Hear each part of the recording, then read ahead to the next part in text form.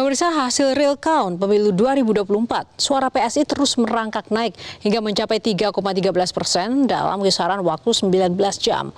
Padahal Partai Kaisang, anak Presiden Jokowi ini menurut hasil quick count hanya 2,65% saja. Anehnya, suara P3 justru mengalami penurunan jumlah suara yang signifikan.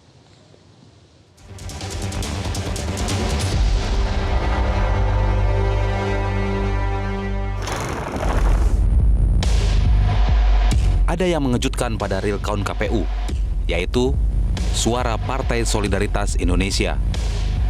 Partai yang diketuai Kaisang, anak Presiden Jokowi itu telah mengantongi 2.392.409 suara atau setara 3,13%.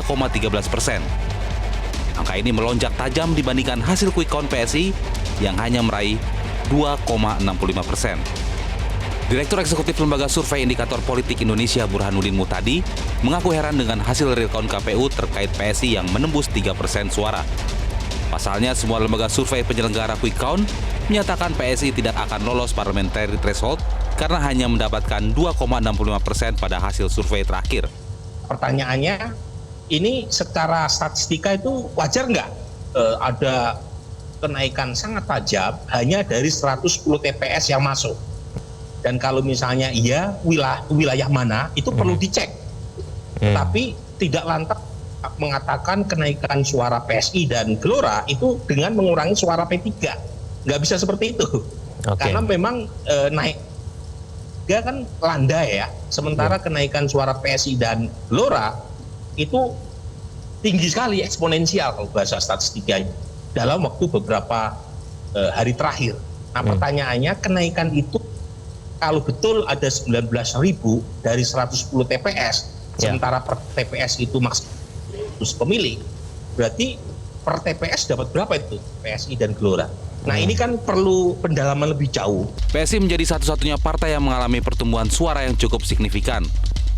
Hal ini berbanding terbalik dengan perolehan suara partai tradisional seperti PDIP, Golkar, Gerindra, yang suaranya cenderung stagnan.